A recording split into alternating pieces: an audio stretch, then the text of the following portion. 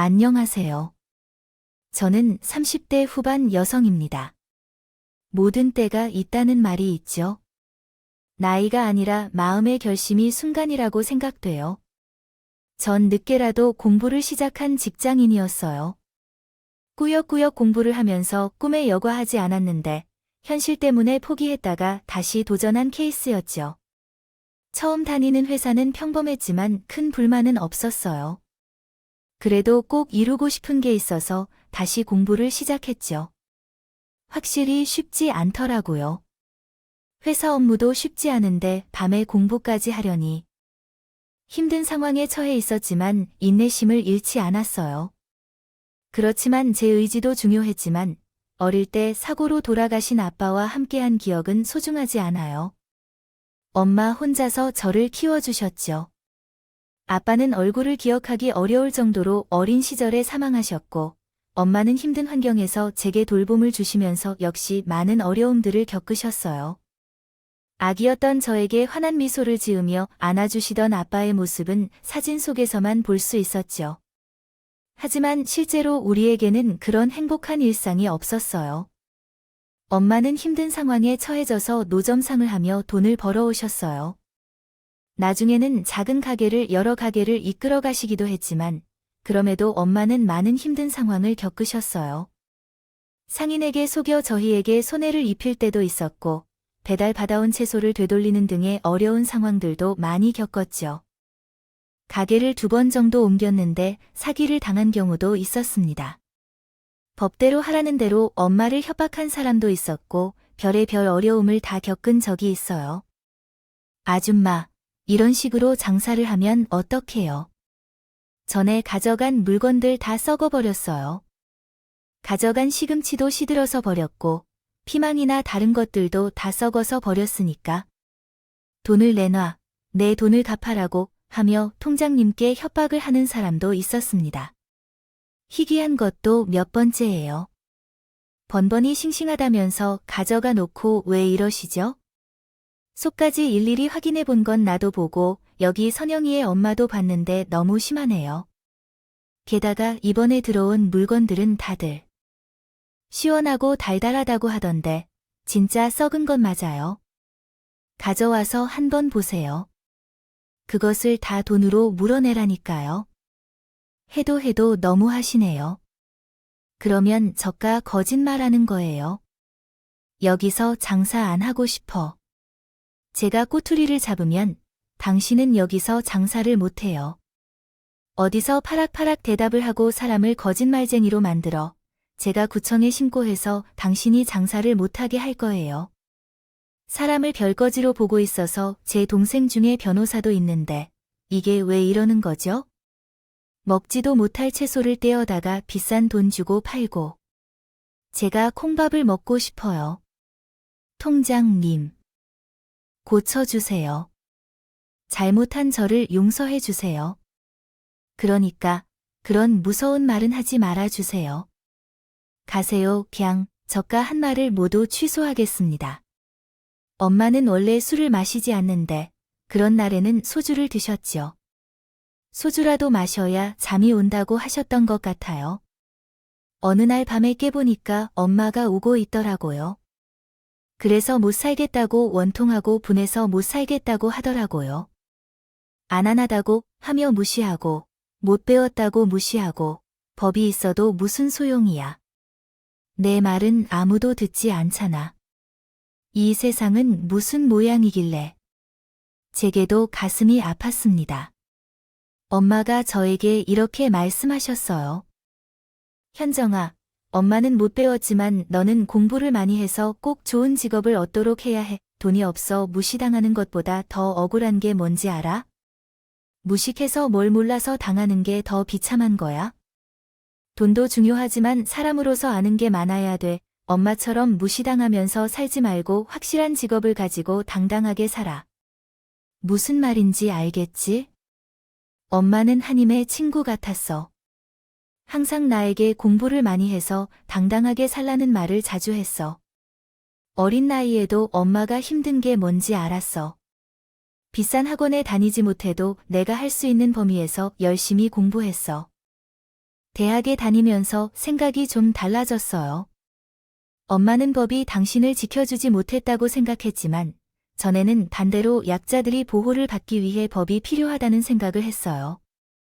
그래서 직업도 그 방향으로 찾게 되었고 경찰 공무원이 되는 것을 희망하게 되었어요. 제 상황에서 최선의 선택이라는 생각이 들었어요. 대학에 들어가면서 바로 그 순간 뛰어들었다면 좋았을 텐데 현실이 그렇게 허용하지 않았어요. 학자금 대출 때문에 졸업 후 취업이 우선이었고 그 사이에 엄마가 아프셔서 병원비가 많이 들었어요. 일하면서 엄마를 돌보느라 정신이 없었어요. 없었죠. 현정아, 너한테 간편까지 하게 만들고 엄마가 미안해. 면목이 없구나. 엄마, 그런 말 왜 해? 어떻게든 나와서 태어날 생각만 해. 난 괜찮으니까. 현정아, 너 지금 회사에 계속 다닐 거야. 아직 젊으니까 공부해서 더 안정되고 확실한 직업 하는 것도 좋지 않겠어? 엄마, 어떻게든 병 나을 테니까. 현정아, 너 공부 계속해라. 그래야 당당하게 살 수 있어. 공부하고 성공해서 억울할 일 당하지 말고 살아야지. 엄마가 끊임없이 설득했고 결국 내 속마음을 털어놓기도 했어요. 경찰 공무원 생각하고 있다고요. 엄마는 너무 좋아하시면서 꼭 도전해보라고 하셨죠. 잘 생각한 거예요. 힘이라는 말 알아요. 노력해서 꼭 시험을 치르면 그러면 나중에 세상 사람들이 당신에게 대하는 태도도 달라질 거예요. 시험에서 떨어지더라도 좌절하지 말고 더 열심히 공부해서 꼭 성공해야 해요. 알았어요, 엄마. 꼭 그렇게 할 거예요. 그러던 중에 엄마의 건강이 더 나빠져서 먼 지방의 요양원에 입원해야 했어요. 엄마를 보내고 난 후에 저는 서울에 혼자 남게 되었습니다. 엄마를 돌봄하기도 쉽지 않았지만 엄마와 떨어져서 정말 일일손에 안 잡혔어요. 친척도 없는 제 상황에서 엄마가 세상을 떠나실까봐 무서웠고 외로움이 사무칠 만큼 강했습니다. 감정 없는 기계처럼 가면을 쓰고 회사만 간신히 다니고 있었죠. 공부를 해야겠는데 집중이 전혀 되지 않아서 힘들었습니다. 그런 제 상황을 친구가 알게 되어서 현정아, 너 이러다 병나겠다. 얼굴에 핏기도 하나 없고 엄마 걱정 좀 내려놓고 이번 주말에 우리 함께 시간을 보내자 라고 말했어요. 스트레스 한 번은 시원하게 날려야지. 너는 남자친구 만나느라 바쁜데 난 신경 쓰지 마. 이러다 나아지겠지. 하지만 친구는 꼭 만나야 한다고 하며 그 주 토요일 광화문에서 만나기로 했어요. 그런데 현정이 남자친구가 누구를 데려왔는지 궁금해요. 이대희와 함께 했던 것은 커플 데이트처럼 모습을 만들기 위한 것이었습니다. 그녀는 시간을 보내는 동안 나 자신을 알아가는 친구라고 소개했는데 이에 당황했습니다. 약간 당황스러웠는데 나는 내 친구에게 귓속말로 말했습니다. 아, 그냥 가야겠다. 너무 어색해서 참을 수가 없어. 현정아, 왜 그렇게 잘생겼어? 그냥 하루 함께 놀기 어때? 영어 표현도 내가 챙겨뒀어. 너는 내 옆에 붙어 있으면 돼. 나는 그 제안에 별로 마음이 내키지 않았지만 어느새 우리는 함께 노는 중이었고 의도치 않게 그 남자가 나에게 애프터를 신청했습니다. 그 사람은 키도 크고 잘생겨서 호감이 갔지만 그의 인기가 많을 것으로 예상되어서 별다른 생각을 하지 않았습니다. 하지만 그가 만나자고 제안하자 나는 상당히 놀랐죠. 그렇게 2번 만나게 되었습니다. 성격도 유머 코드도 잘 맞아서 연애를 시작했어요. 너무 외로울 때 누가 잘해주니까 그게 참 좋았어요. 철벽이라는 소리를 듣던 초인데 마음이 생각보다 쉽게 열렸어요. 연애한 지 얼마 되지 않아서 그 사람은 결혼 얘기를 꺼냈죠. 전 하고 싶은 게 있다. 결혼은 성급하다고 했지만 그 사람은 절 강하게 설득했어요. 자기한테 오라고 잘해주겠다면서요. 공부는 결혼해서도 할 수 있잖아. 그리고 결혼은 타이밍이라는 얘기는 못 들었어요. 우리 지금 이렇게 좋은데 6개월 뒤, 1년 뒤에는 어떻게 될지 누가 알아. 나 현정이 너 놓치고 싶지 않아. 우리 결혼하자. 인생의 중대한 사건을 그렇게 강하게 결심했어요. 몰아붙이는 사람이었어요. 처음에는 항상 엄마랑 불안하게 살았는데 사람이라면 정착할 수 있을까 믿음 같은 게 생겼어요. 어떤 면에서는 끌렸다고도 할 수 있겠죠. 결혼하겠다고 하니 엄마는 물론 놀라셨어요. 결혼해서도 공부할 생각이 있다고 믿어달라고 했어요. 결국 엄마 보는 앞에서 결혼식도 잘 치렀고 신혼생활이 시작됐어요. 남편은 출퇴근을 하지 않고 집에서 자기 사업을 하는 사람이었어요. 일에 대해 물어봐도 어려운 얘기를 잔뜩 하는데 제가 잘 모르는 분야라 그런가 싶었어요. 대신 남편은 저한테 딱 하나. 지켜주세요. 제가 사무실로 사용 중인 서재를 보시고 제가 존중받았으면 좋겠어요. 정수 같은 것을 가져올 때 필요 없고 바깥에서 사무실을 찾으면 월세도 지불해야 하고 너무 귀찮아요. 대신 내가 열쇠를 가지고 다니고 싶은데 이해해 줄 수 있죠? 그러면 당신도 더 편하게 될 거예요. 집은 살 생각이 없어요. 방이 3개인데 하나는 침실이고 나머지 2개는 각자 편하게 사용하는 방이에요. 저는 한 방을 공부방으로 사용하고 있으니 남편이 나머지 방을 서술방으로 사용하게 해도 괜찮았어요. 사생활도 존중하고 싶었고 별 문제가 되지 않았어요. 하지만 시어머니가 때때로 그 방에 들어가시는 것 같더라고요. 심지어 방 열쇠도 소유하고 계시고요. 남편은 어머님이 정리해 주시는 방식을 마음에 든다고 말씀하며 신경 쓸 필요가 없다고 했어요. 저는 알겠다고 했죠. 매일 아침 출근해서 회사에 다니고 남편은 서재방에서 일을 시작한 후 저녁에 퇴근하면 방에서 나와 함께 시간을 보내기도 했어요. 달콤한 신혼 생활이라는 말이 무슨 의미인지 이해했어요. 하지만 그 시간은 길지 않았죠. 저는 경찰이 될 공무원으로 진로를 정하게 되었습니다. 물론 남편에게 이해를 구하고 나서 자기야, 나 아무래도 안 되겠어 라고 말했어요. 경찰 공무원 시험을 다시 도전해볼까요? 회사 다니면서 공부하는 것은 쉽지 않을 텐데 괜찮을까요? 꼭 안 해도 괜찮잖아. 아니, 꼭 하고 싶어요. 결혼하니 결심이 더 확고해졌네요. 엄마랑 한 약속도 있고 도전하지 않으면 평생 후회할 것 같아요. 제가 시작하도록 허락해 주시면 회사 업무와 공부를 같이 하려면 이해해 주셔야 할 것 같아요. 그 시험은 만만치 않을 거라고 생각해요.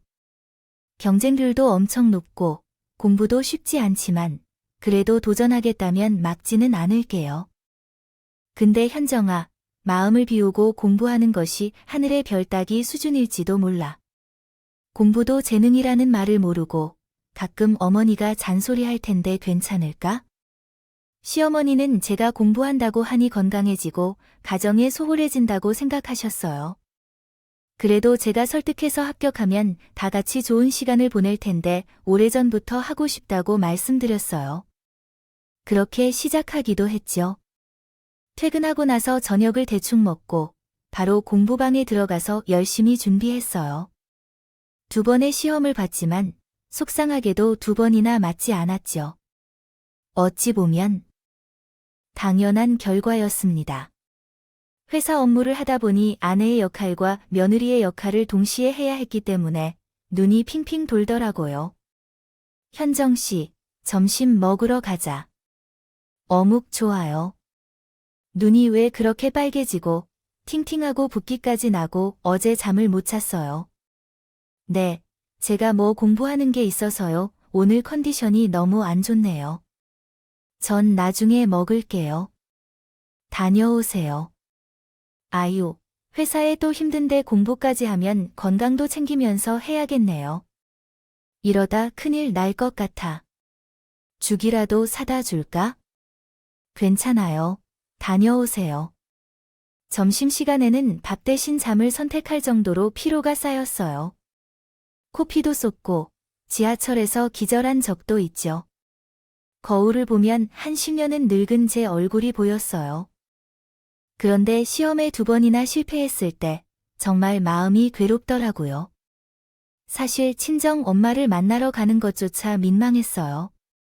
집안일이나 회사 업무가 많았다는 핑계만 늘어놓는 것도 창피했죠. 그리고 잠시 후에 엄마가 위독하다는 소식을 듣게 되었습니다. 한동안 건강을 유지하시면서 잘 사시던 것 같았는데 갑자기 쓰러지셨어요. 그리고 이틀 뒤에 돌아가셨습니다. 이 사실로 큰 충격과 후회가 몰려왔어요. 엄마에게 제게 할 수 있는 것은 아무것도 없었다는 생각이 들었습니다. 이대로는 평생 후회할 것 같았어요. 그래서 회사를 그만두고 공부에만 전념하기로 결심했습니다. 한 번만 더 노력해보자는 생각이 들었어요. 그러나 이번에는 시어머니가 강하게 반대를 하셨어요. 안 넌내 생각만 한 것뿐인데 계속해도 너무하다고 생각하지 않아요? 결혼한 지 얼마 되지도 않았는데 공부를 시작해서 2년 동안 함께 무엇을 했는지 그동안 얘기할 게 정말 많았는데 아내가 참고만 있었어요. 내 아들 공부하는 마누라 뒷바라지하라고 장가 보낸 게 아닌가요? 평일이든 주말이든 내가 우리 아들 제대로 챙긴 적 있어요? 그만큼 했다면 됐지. 왜 또 다른 공부를 해야 해서 나는 반대해요. 절대 반대해요. 한 번 더 기회만 주세요, 어머니. 그것 기억하시나요? 지난번에 찬영 씨 사업이 안 돌아간다고 했을 때 적금까지 깨서 주신 거요. 우리 나름대로 서로 배려하면서 살고 있어요. 딱 1년만 더 공부하겠습니다. 어머니, 제 배려를 이해해 주십시오. 공부에 집중하는 제가 이렇게 결혼을 미루고 돈을 내도 의미 없다고 생각하며 내놓는 생색이 아닙니다. 남편을 이기려는 것도 아니에요. 제가 할 수 있는 일은 공부를 통해 더 잘 나아가고 싶기 때문입니다. 이해해 주십시오. 시험이 끝나면 찬영 씨에게 100배는 더 잘할 것입니다. 한 번만 미안하단 말씀을 해주세요. 집안 분위기가 얼어붙은 것을 눈치챈 상황에서 시험에 합격하는 것이 유일한 해답이었습니다. 회사를 그만둔 날부터 거의 독서실에서 살 정도로 하루에 10시간 이상을 공부했고 시험 전 3개월 동안은 절에 들어가서 집중하는 시간까지 확보했어요. 먹는 시간까지 아끼면서 머리카락이 빠질 때까지 지독하게 노력했죠. 어머니는 그런 나에 대해 대단한 시험 준비를 한다며 비웃기고 한심하게 여기셨어요. 남편도 시어머니도 내를 칭찬하지 않고 잘한다고 이야기하는 사람은 없어요. 다른 사람들은 손주를 물고 빨면서 보내는 시간에 나는 결혼 후에도 밥을 해주고 있는데 왜 난 저런 며느리를 만나서 이렇게 힘들게 공부를 하는지 이해할 수 없어요. 시험에 합격하면 양손에 장을 지을 거야. 두고 봐, 너 시험에. 나쁜 말을 들으면 의기소침하고 기운도 빠질 거예요. 남편과도 사이가 나빠져서 신경이 쓰였고 세상을 떠난 엄마가 너무 그리웠어요. 그렇게 시간이 흘렀고 시험이 다가왔어요. 전 엄마께 기도를 했어요. 엄마, 나 어떻게 공부했는지 다 봤겠지. 학교에 안 부리고 진짜 열심히 했어. 이번에 꼭 시험에 합격하고 싶어. 엄마가 도와줘. 시험을 보고 나오면 후련함과 허전함을 동시에 느꼈어요. 발표 날까지 숨이 막히는 듯 긴장해서 떨렸어요.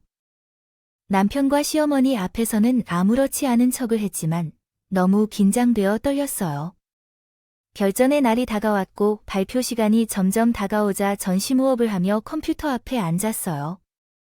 얼마나 떨렸던지 삶 속에서 그렇게 마음 졸인 적은 없었을 거예요. 수험번호를 입력하고 엔터를 누르고 화면에 떴던 합격 글자를 보고 나서는 제 마음속을 틀어막았어요. 너무 기뻐하고 놀랐어서 소리도 지르지 못했어요. 그렇게 모니터 화면만 뚫어지게 바라보았고 이어서 손으로 모니터 위에 합격이라는 글자를 만져보았어요. 문지러도 사라지지 않고 여전히 그대로였어요. 정말 꿈이 아니었어요. 나는 학교에 갔죠. 정말 합격했어요. 꿈만 같아요. 이게 꿈이 아니죠. 여보, 나 합격했어요. 방에서 뛰쳐나가 남편을 끌어안았습니다. 너무 기뻤어요. 누구보다 남편과 어머니에게 합격 사실을 꼭 알려주고 싶었죠. 결국 해냈다는 걸 보여주고 싶기도 했어요. 그래서 남편과 함께 당장 어머님을 찾아갔죠. 어머니, 제 합격했어요. 경찰 공무원 학교를 다녔어요. 어머니는 황당한 표정으로 제 얼굴을 바라보기만 했어요. 그럼, 너가 그 뭐냐? 아, 경찰 공무원이냐? 뭔가에 합격했다는 말이야? 아, 그게, 정말이야. 최종 합격했어요. 방금 확인하자마자 오는 길이에요. 어머니, 저 너무 기뻐서 진짜 하늘을 날 것 같아요. 실감이 안 나요. 제 감격해서 어머니 손을 잡았죠. 근데 어머니 반응이 좀 이상했어요. 너무 놀라셨는지 당황한 눈치였죠. 몇 주간 어색한 정조개가 흐르더니 갑자기 한바구음을 짓으셨습니다. 정말 축하한다. 이대로 넘어갈 수 없지. 동네 잔치라도 해야 하지 않겠냐? 찬영이 너무하냐? 세아가 축하해줬어. 이게 왜 갑자기 가파른 경사를 오르는 건지요? 어머니는 낯설게 웃으며 제 등을 두드리셨어요. 여태껏 이런 표정은 본 적이 없어서 낯설을 정도였습니다. 어머니는 정말 놀란 것 같았어요. 예전에는 그런 표정을 한 적이 없었으니까요. 아이, 왜 갑자기 이렇게 축제를 할까요? 걱정 마세요, 어머니. 앞으로 더 잘할게요. 제 합격 소식은 어머니나 남편께 큰 충격이었던 것 같아요. 이유는 잘 모르겠지만 얼마간 놀란 모습이었죠. 아마 전에 하던 말이 조금 부담스러웠던 거겠죠? 전 내내 기쁨 속에서 경찰학교 입학을 준비하고 새로운 날이 밝아와서 정신이 없네요. 바빠졌다. 그러던 어느 날 어머니가 전화를 주셨어요. 늦었지만 합격 파티를 해야 하지 않겠냐며 저녁에 오라고 하시더라고요. 전 깜짝 놀랐어요. 아크 시험에 합격하려고 내가 얼마나 고생을 했냐. 그래서 내가 상을 좀 차렸다. 아마 할 수 있는 것이 겁먹고 기운내서 시작하라고 하시더라고요. 합격 파티요? 아, 전 생각도 못했는데 음식도 혼자 다 준비하셨어요. 저랑 같이 하시죠. 오늘 주인공은 너니까 저녁 때 실컷 먹을 생각하고 와라. 알겠지? 아이, 그동안 너한테 뭐 좀 말했던 게 미안하기도 하고. 아내가 또 쿨한 시어머니 아니냐. 우리 함께 파티하고 잊을 것은 잊고 새로 시작하자. 어머니께서는 혼자 엄청난 가수수의 음식을 준비하셨습니다. 큰 교자상을 3개나 꽉 차도록 잘 차려놓았는데 20초 반쯤을 차린 거였어요. 내 코끝이 찡해졌어요. 음식은 다 제가 좋아하는 것들이었죠. 감동해서 하나씩 다 맛을 봤어요. 시험도 합격했고 이런 잔치상까지 받아서 너무 좋았어요. 어머니가 물으셨죠. 본격적으로 일을 시작하면 어느 분야로 가겠느냐 하면서 큰 관심을 보이셨어요. 다 재미있어요. 어머니가 깊이 들어가면서 범죄와 법학에 관심이 많이 생기시는 것 같아요. 공부할 것은 많지만 시험 공부할 때처럼 힘들진 않을 것 같아요. 그랬는데 뜻밖에도 어머니가 화를 내기 시작했습니다. 공부아, 너 지금 공부라 그랬냐? 난 내 입에서 공부 소리만 나오면 아주 살이 떨려. 대충 제복 입고 시키는 것만 하면서 다니면 되지. 또 공부를 하겠다는 말이야. 너무 왜 그렇게 애가 이기적이니? 내 머릿속엔 손자도 없고 내 뒷바라지한 남편도 안 보이지. 어머니, 갑자기 왜 그러세요? 아, 내가 지금 진정하게 생겼냐? 공부도 그렇지만 사실 마음에 안 드는 게 투성이야. 아니 말로, 너 그렇게 설치고 다니다가 흉악한 인간들한테 당해서 저 세상으로 가면 그때 가서 후회할래? 머리부터 발끝까지 너의 생각만 하는 자야. 아주 지독하고 이기적이라고. 아, 그럴 것이면 내 돈을 넣지 마라. 나는 놓기만 하고 또 누구를 고생시키려는지 존 어안이 번봉해서 말을 잃었어. 어머니는 나이가 많으셨지. 애도 낳지 말라는 말 끝에 그런 말까지 하셨어. 흉하고 끔찍한 일만 바라볼게 될 텐데. 아, 그게 태교가 될 거니? 우리 집안 씨를 그런 식으로 말리려고 내가 작정한 걸까? 뱃속에까지 불행을 왜 만들어야 해? 참다 더는 못 참을 것 같아. 훈훈하게 덕담을 나누던 저녁 자리가 살얼음판이 되었어. 나는 울산이 됐고 어머니는 화가 나서 얼굴이 완전히 붉어진 채 상황 속에서 남편은 입을 꾹 다문 채 있었어요. 그런데 소주 한 병을 가져와서 나와 어머니를 달래기 시작했습니다. 어머니는 그만하세요. 왜 좋은 날에 굳이 막말하고 그러세요? 자기야. 당신도 어머님을 좀 이해해주면 안 될까요? 라고 말했어요. 당신 시험만 붙으면 이제 손주를 볼 수 있다고 좋아하셨는데 서로 원하는 게 다르니까 어쩔 수 없는 부분이겠지요? 라고 얘기했습니다. 서로 소주 한 잔씩 하면서 기분을 풀어보자는 말에 와, 이게 뭐야? 맛있는 음식을 차려놓고 소주나 마시자는 건데 라고 했죠. 그렇게 남편이 예언하는 바에는 외면할 수가 없었어요. 어머니도요. 마음을 가라앉히는데 시간이 걸렸지만 우리는 어색하게 소주잔을 부딪혔습니다. 어머니께서 찌개를 들고 일어나셨어요. 찌개가 식어버렸네. 다시 끓여야겠다. 마음만 상했냐고 물으셨어요. 미안하다고 말씀드렸습니다. 얼마 전에 TV에서 본 것 때문에 경찰이 식구들에 대해 앙심을 품고 범죄자가 집에 찾아올까봐 나중에라도 생길까봐 불안하다는 생각이 들어요. 요새는 감정이 오르내리고 얼굴도 갑자기 뜨거워지며 감정을 제어하기 힘들어요. 어머니는 찌개를 다시 끓여주셨고 미안하다며 따뜻한 국물을 여러 번 부어주셨어요. 저도요. 마음을 풀고 식사를 시작했죠. 어머님. 이야기를 듣고 보니 이해가 되더라고요. 그동안 공부한다고 이기적으로 행동한 것도 사실이었고 다 먹고 수저를 놓는데 그 순간 이상하게 주름이 쏟아지기 시작했습니다. 이상하게 너무 졸려요. 밥을 먹고 바로 눕는 스타일이 아닌데 말이에요. 너무 졸려요. 어머니, 그대로 잠에 빠져버렸어요. 진짜 이상한 일이었죠. 그대로 꿈을 꾸다가 죽었는데 제가 범인을 쫓는 꿈이었어요.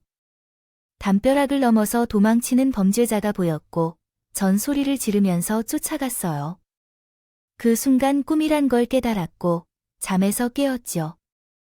한마디로 정신이 번쩍 든 거였어요.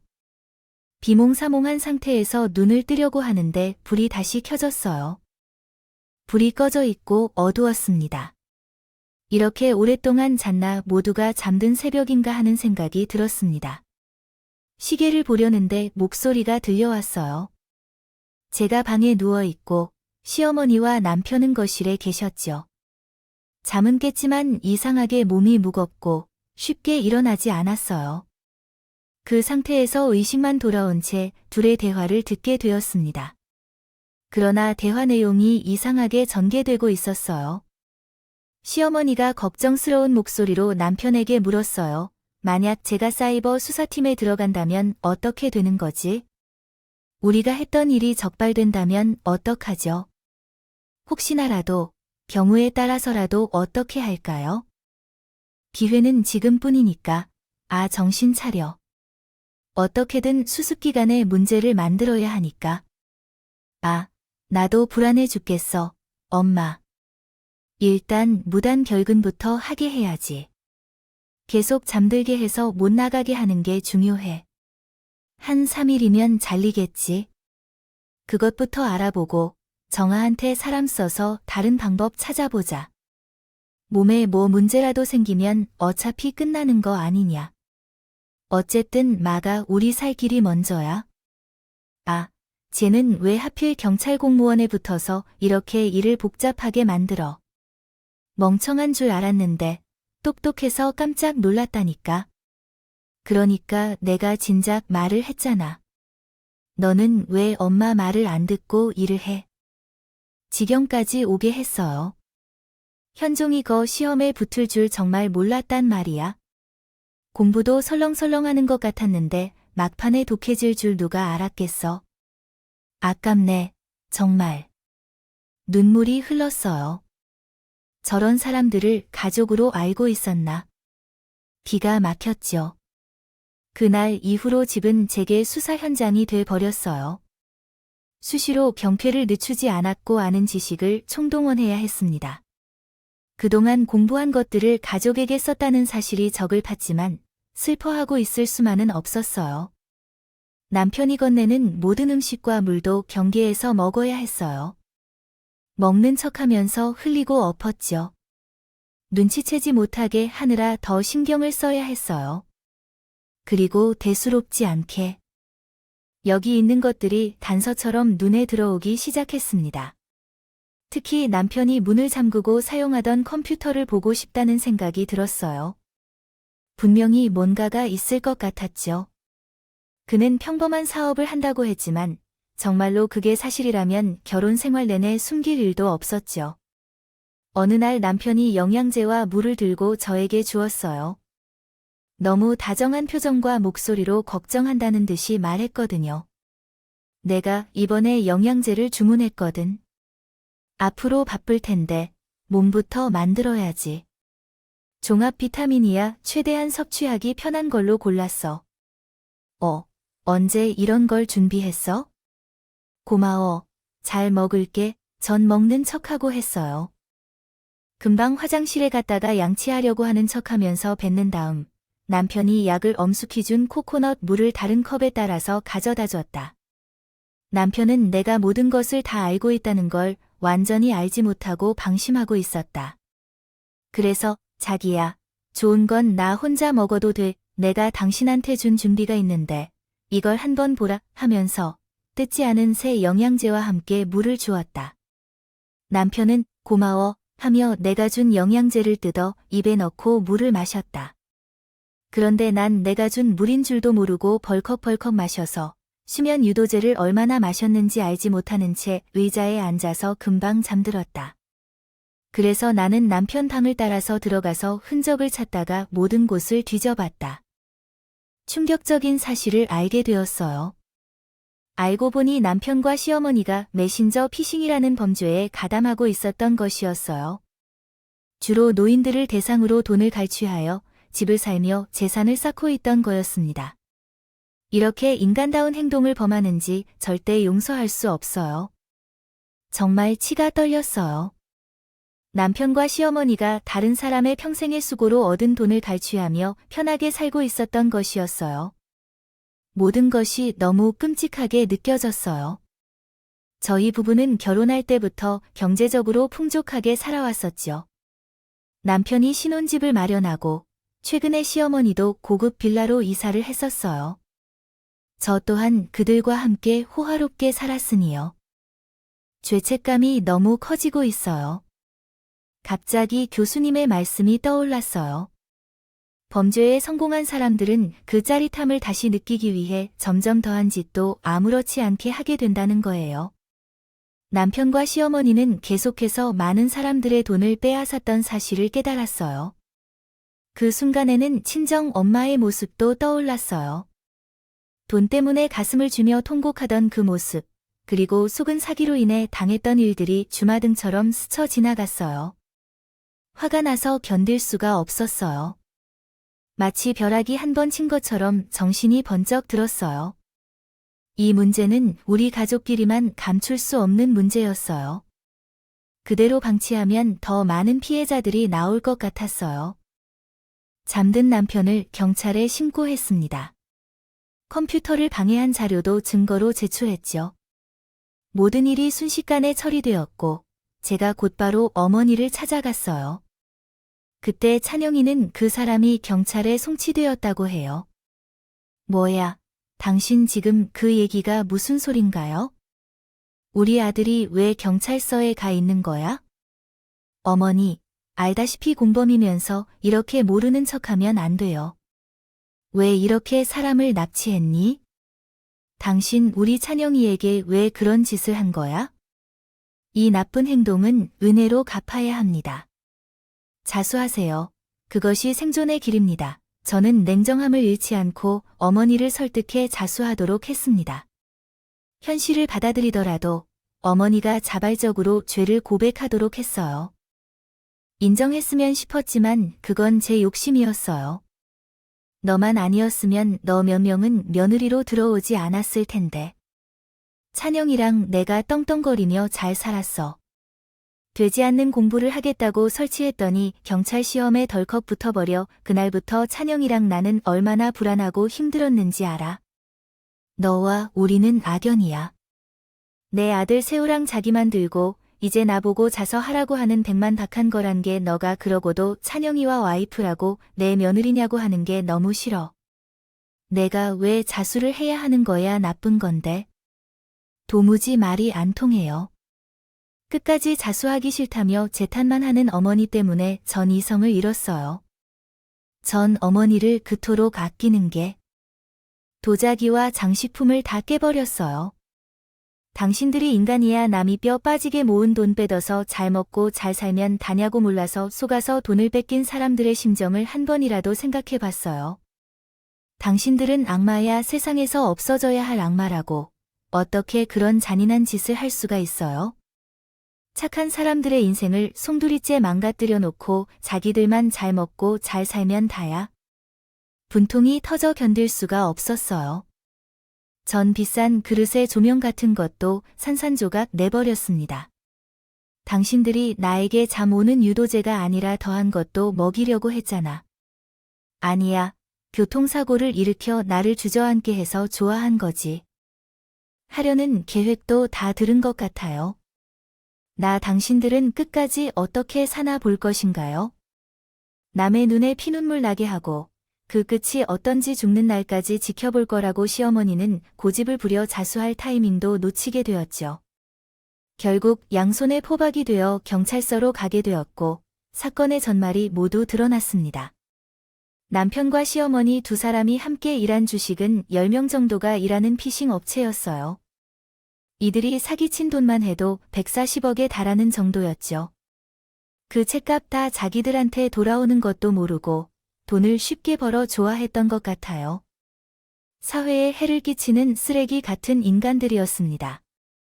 얼마나 무거운 죄를 저질렀는지 두 분의 일 이야기입니다. 사람은 깨니기만을 바라고 있었어요. 둘은 실형 선고를 받아 수감되었습니다. 이혼 직전에 남편을 만나러 가게 되었고 얼굴을 보고 물어봤어요. 범죄를 저지르고 있는데 왜 아내가 경찰 공무원이 되는 것을 그냥 두고 봤냐고요? 그러자 받은 대답이 충격적이었어요. 내가 합격할 거라고는 진정 생각 못했어. 내가 독한 성격이 아니었잖아. 공부 중에 포기할 줄 알았지. 어려운 시험에 합격할 리가 없다고 생각했고 어쨌든 미안하게 됐다. 미안해. 그 말을 어떻게 믿어? 당신 같은 사람이랑 한때나마 함께 살았다는 게 너무 후회돼.